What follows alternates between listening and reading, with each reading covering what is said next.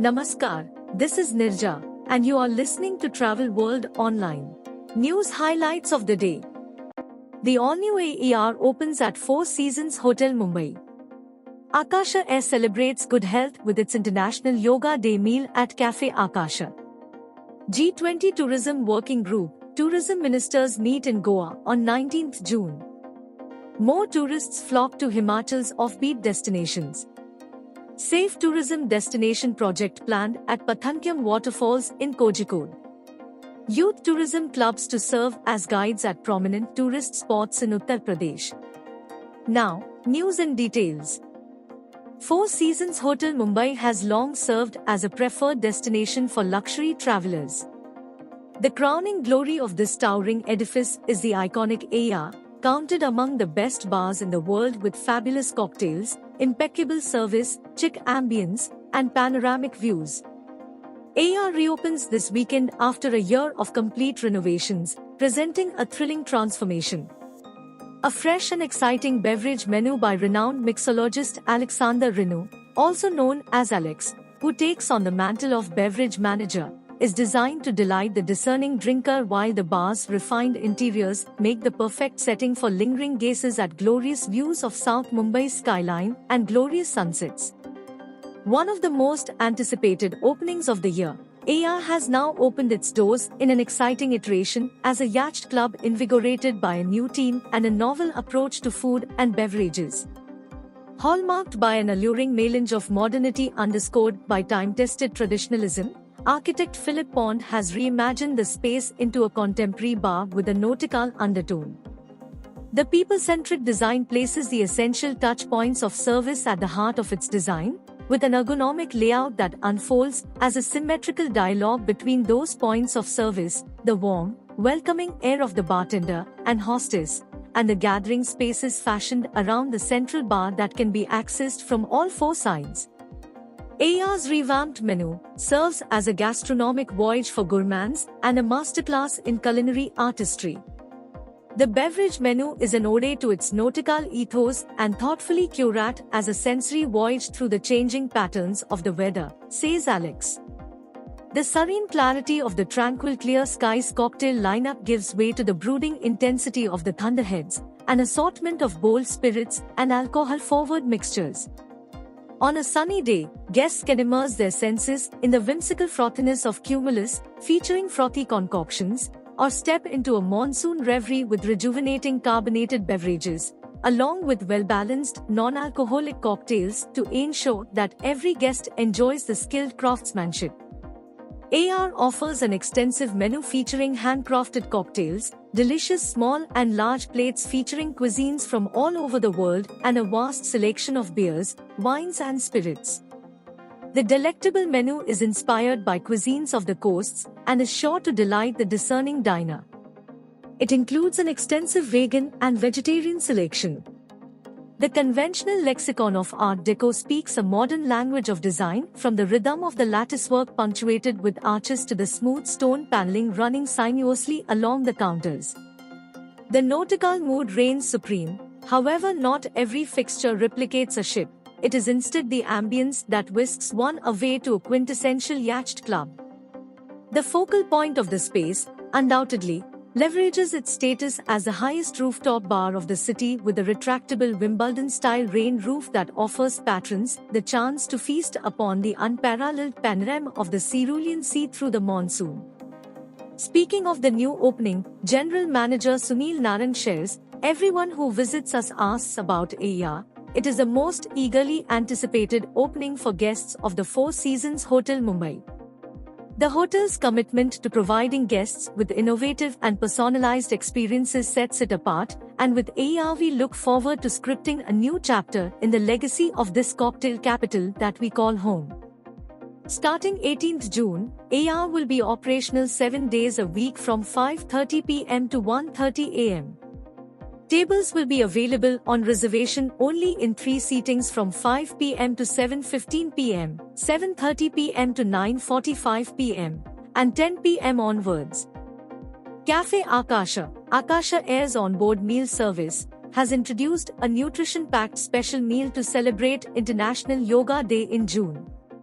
The exclusive meal will be available on flights until 30th June across the network and includes a refreshing sprouted bean and millet salad mixed with pomegranate seeds and lemon olive oil dressing, accompanied by a delectable sweet potato halwa and a choice of beverage. Millets have been an integral part of our diet for centuries. In addition to a plethora of health benefits, millets are also good for the environment with low water and input requirement. With the aim to create awareness and increase production and consumption of millets, United Nations, in collaboration with the Government of India, declared 2023 the International Year Millets. This special meal is an ode to this mission. International Yoga Day reignites conversations to focus on one's overall well-being and incorporating a balanced meal and an emphasis on health, while traveling outside of one's home, goes a long way in making the most of the physical and mental benefits of yoga. The special meal by Cafe Akasha has high nutritional value with nourishing and hearty ingredients and has been prepared by culinary experts to celebrate the spirit of good health on the occasion of International Yoga Day. This meal is an exclusive addition to Cafe Akasha's healthy and vegan offerings and is a perfect choice for those who are looking for light meal options while traveling.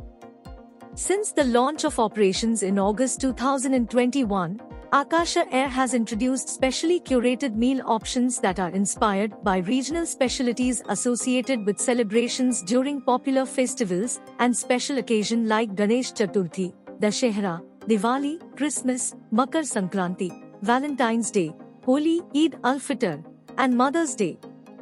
The airline also offers a pre-selection of cakes on its regular menu for flyers who want to celebrate special occasion with their loved ones in the skies. The concluding and fourth meeting of the G20 Tourism Working Group and Tourism Ministers meeting will begin in Goa on Monday. Addressing a press conference here on Sunday, V. Vidyavathi, Secretary of the Union Tourism Ministry, said the working group will pass the Goa Roadmap for Tourism as a vehicle for achieving Sustainable Development Goals, SDGs. The ministers' meeting will have G20 Tourism Ministers' Declaration, she said. According to a PTI report, the Ministry of Tourism has made positive progress on finalizing the two key deliverables of the Tourism Working Group, the official said. 3 meetings of the working group have already been held in the past, she said. The meeting in Goa will be held from June 19 to 22. Under India's G20 tourism track, the Tourism Working Group is working on 5 interconnected priority areas of green tourism, digitalization, skills, tourism MSMEs, and destination management, Vidyavathi said. These priorities are key building blocks for accelerating the transition of the tourism sector and achieving the targets of the 2030 Sustainable Development Goals, she said. There will also be side events to discuss issues such as cruise tourism, circular economy of plastic in tourism among others, she said. The Tourism Ministry's Additional Secretary Rakesh Verma said the registration of 150 delegates from 8 countries has been confirmed for the meeting.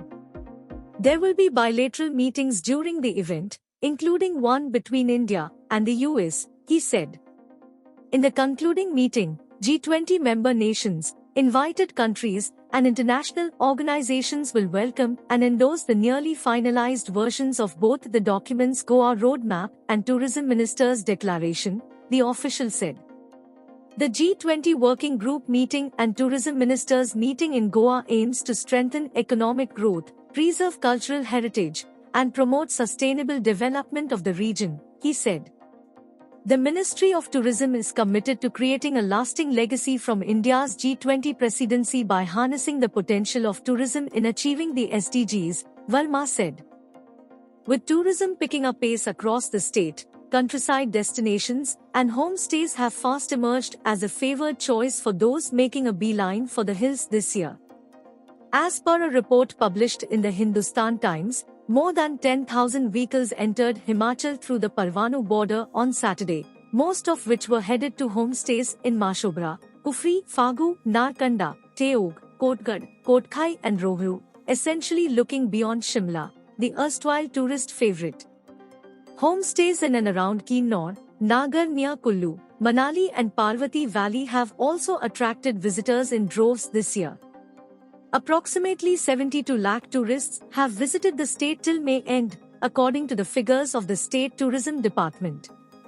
Their interests, however, are fast changing. Looking to make the most on the trend, apple orchard owners have begun turning their houses into homestays.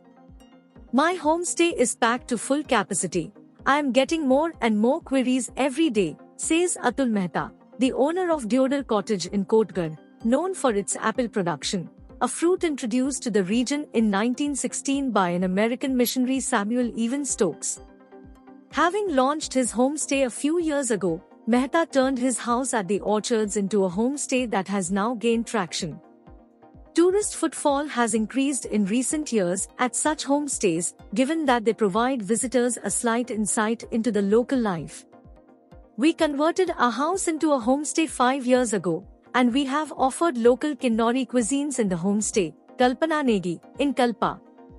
The same has also boosted the rural economy, stakeholders say. The younger generation is keen to visit the mountains in the rural areas. It's surprising that the tourists visiting Kinnor and Spiti prefer to take a stop at Narkanda. They no longer stop in Shimla, says Rajat Jamwal, the outdoor head of Adventure North. Road facilities have improved in rural areas and it has given a push to the rural economy. The demand for homestay accommodation has grown manifold in recent years. Homestays abutting Shimla municipal limits are offering rooms at a very low price and paying very high commissions to online travel companies.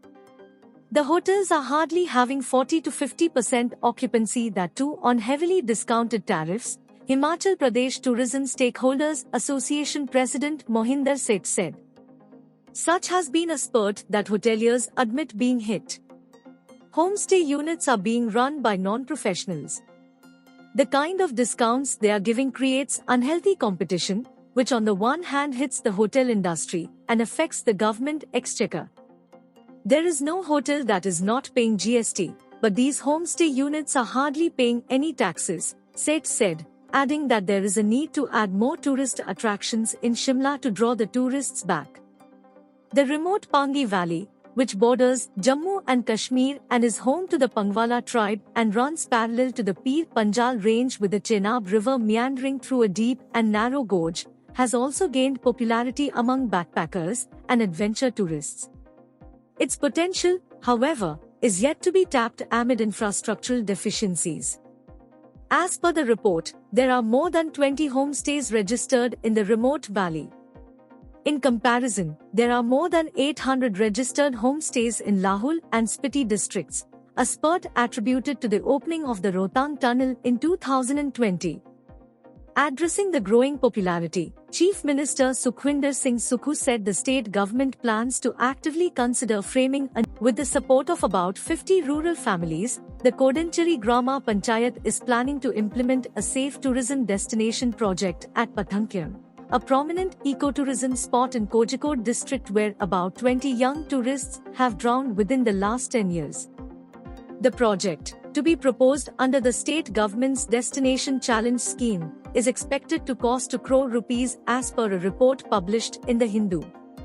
We wish to set a participatory village tourism model where the local residents will come together under a destination management committee to take care of the area. They will be equipped professionally to manage new amenities here apart from overseeing the visitors' safety, said Grama Panchayat President Alex Thomas. According to him, the development plan proposes to have amenities such as tourism facilitation center, information counter, cafeteria, comfort stations, and a 40 to 50 meter long suspension bridge at the spot. The model, previously set by Vana Samrakshan Samitis, will be adopted during the formation of local destination management committee. Efforts will be made to ensure a sustainable income for local residents who partner with the Panchayat. For them, arrangements will be made to market their village products and ethnic food items. The Panchayat hopes that the local residents will be happy to sign up with the project as it offers them a good option to improve their livelihood. Pathankyam emerged as a dangerous spot in the absence of any strong regulation and the recklessness of visitors. This will definitely witness a change with the implementation of the proposed project using available funds from the central and state governments. The support of laborers under the Mahatma Gandhi National Rural Employment Guarantee Scheme also will be sought to complete the construction of a retaining wall along the river, said Thomas. He also points out that the Panchayat has already earmarked 30 lakh rupees to start construction of a good comfort station under the Take a Break scheme in the area. Along with the new development projects, appointment of guards and entry regulation with tickets will be considered. Safety measures now in place at the Aripara Falls, which was earlier a dangerous spot in the absence of any surveillance measures, will also be taken into account while finalizing a safety plan for Pathangamam. The area is now under the control of the District Tourism Promotion Council. Considering the current safety requirements of tourists at Pathangamam in view of the strengthening monsoon season, both the police and the local residents are keeping an eye on the visitors who make their entry to the dangerous stretches by trekking through restricted areas. Though the number of such visitors has been on the decline since the reopening of schools and colleges, there are still several groups that flock to the dangerous areas without any precaution. Many have already been imposed hefty fines for such violations. The Uttar Pradesh government is setting up youth tourism clubs comprising teachers and students of educational institutions to guide tourists and help them acquaint with the cultural and historical attractions of the state. At least 25 students and 2 teachers are included in each club formed by the District Tourism and Culture Council. Members of the club, who will be called Paryatan Mitra, tourism friends, will work on a completely voluntary basis and will be educated about tourist destinations and their history. They will provide information to visitors about tourist spots, the availability of facilities, and also look into points of assistance, cleanliness and security of tourist sites. Mukesh Kumar Meshram, Principal Secretary, Department of Tourism and Culture, UP told PTI, "This is an effective initiative to use the power of the youth to promote tourism, and the government has specially given youth a tourism campaign." Over 1,500 youth tourism clubs have been formed by the department, and 32,308 tourism friends have been nominated, he said. At present, the process of nominating tourism friends is going on a large scale. The government plans to organize photography, selfie competition, cycling tour, heritage walk and local tour by members of these clubs.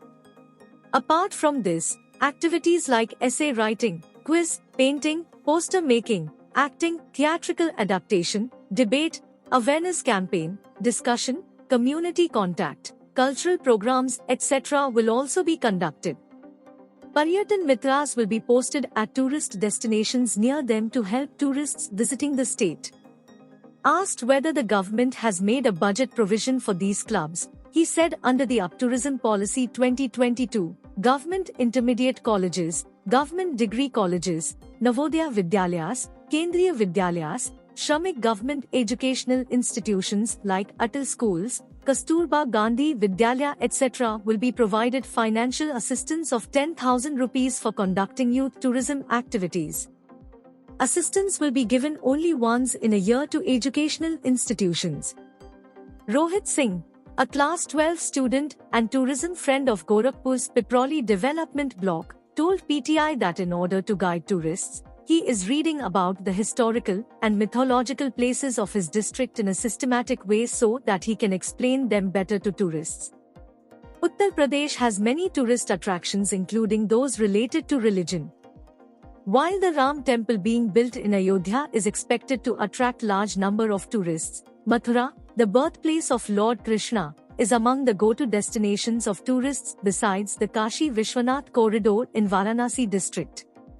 The Taj Mahal in Agra, Agra Fort and Buland Darwaza of Fatehpur Sikri also attract tourists besides tourist spots in Lucknow, including Bada Imambara, Chota Imambara, Rumi Darwaza, Chhatar Manzil, Koti Darshan Vilas.